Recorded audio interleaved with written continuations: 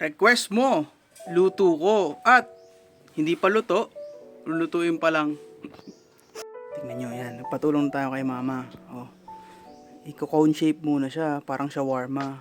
Tapos yun yung feeling na may gata. Giniling na may aromatics, ilalagay dyan.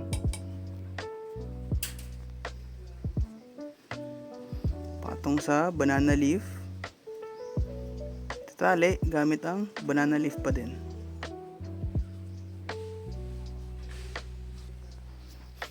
Ayan na. Oh. Tapos ito, lalagay na dito. Oh, yan. Tingnan niyo yung pagkatapos niya magkayod. May photoshoot yung family. may portrait yarn. Nung sinalang natin, biglang umulan. Ay! Kung kabog pa rin ang photoshoot. Tuloy pa rin ang photoshoot. Hi, lo. Oh, maraw na naman. At luto na to. Nagmamantika na to. Oh. Tara. Iba yun. Ibang series yun, der. Iba na tayo. Ready na tayo. Finally. So, medyo natagalan lang to lutuin. Akala ko pa naman makakasama namin sila lolo kumain dito. Nagsain pa ako ng marami. Pero wala. Siyempre nagbubuko na naman sila lolo. Nangunguha ng mga nyug. Kaya magang kakain yun. Matagal lang nga lang to lutuin. So, ang tawag pala dito ay pinangat. Pinangat kapag baboy or giniling yung laman. Tapos, tiniktok kapag yung crab. Kaya tiniktok kasi tiniktik talaga. Ganun.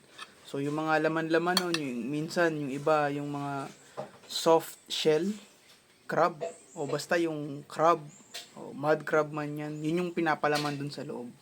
Kaya pag may mga nakikita kayong ganito dyan sa Manila o kung saan, try nyo, bili kayo, mga naglalako, tapos tanongin nyo kung ano yung palaman. So ang nag-request ito si Mami Ruby. Yan si Mami Ruby, siya ang aking mentor, siya yung direct supervisor ko noon sa Pag-ibig. At siya talaga yung nagturo sa akin, isa sa mga nagturo sa akin aside kila Pops, kila Mama. So, eto na. Tsaka isa rin pala siya sa mga ninang namin sa kasal. Nang! Ito na, Nang. Yung request mo, Nang, oh.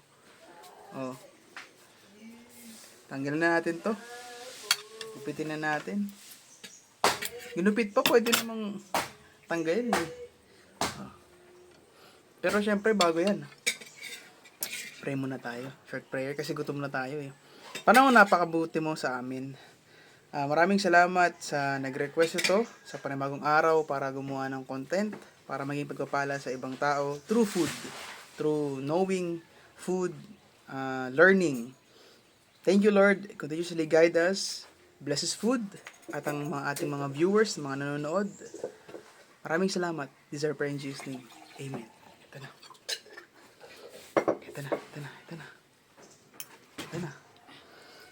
May mahilig ka ba, Nang, mahilig ka ba sa sili? Lagyan ko na lang din ng sili yung sa'yo, ha? Kasi, taga Bicol ka rin naman. Hindi naman, lutong-luto naman to. Oh, unang tikim, Nang. O, sige na lang, oh. Natagalan nga lang nang kasi, syempre, pinaghandaan natin. Tsaka, ito pala ay joint effort namin nila Mama. So, hindi pa ako ganun ka-meticuloso sa mga pagluluto ng ganito, yung may patali-tali pa na ganyan. Hindi pa ako maano sa ganun. Pag mga ganun, talagang yung mga lola, nanay, sila yung mga galing. So, kain na tayo.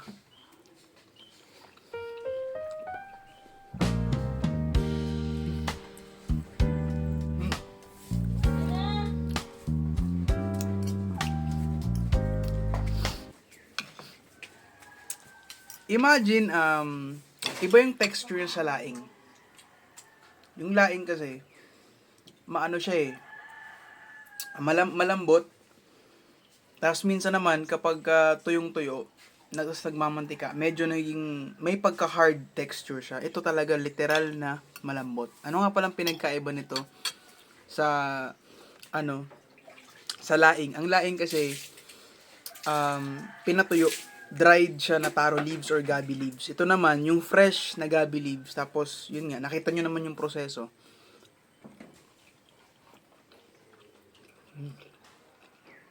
Pangalawang gata. Pangalawang piga na gata. Matagal siyang pinapakuluan dun. Tapos, pag nilagay mo na yung unang gata, kapag medyo luto na siya, pagka medyo masabaw, tanggalin mo yung takip, hayaan mo mag-evaporate, tapos dapat high heat na siya para magmantika. So, hindi yung mantika niya, hindi siya kagaya nung sa laing na talagang kitang-kita mo nagmamantika. Talagang, ito, since fresh nga to, tapos since baboy ang ginamit natin dito, so magtutubig siya dun. Sabi ni Mami, sabi ni Ninang Ruby, is pilmok yung tawag sa kanila. And nung bumili ako, namalengke ako nung isang araw, wala talaga akong makitang crab. Kahit na medyo season na dapat ngayon kasi medyo tag-ulan na. Pero wala akong nakita sa palengke. So sabi ko, giniling na lang, pinangat na lang natin. Ano tayo? Juice? Iced tea?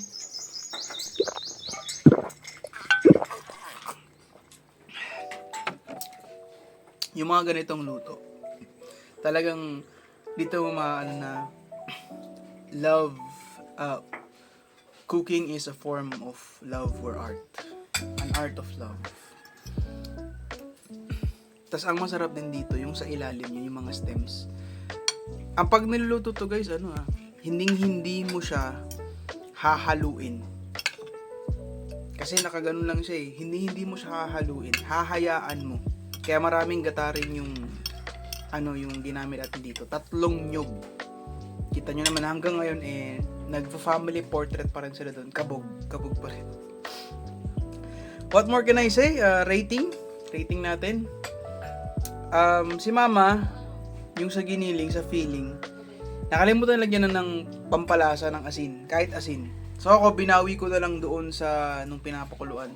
So medyo nakukulangan lang ako doon sa lasa kasi nga hindi niya nalagyan ng Tas hindi rin naman tayo gumamit ng patis kasi bawal daw kay Lolo.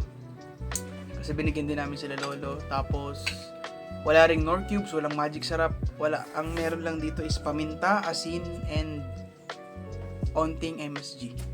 Vetsin. Yun lang. So medyo nakukulangan lang ako dun sa lasa.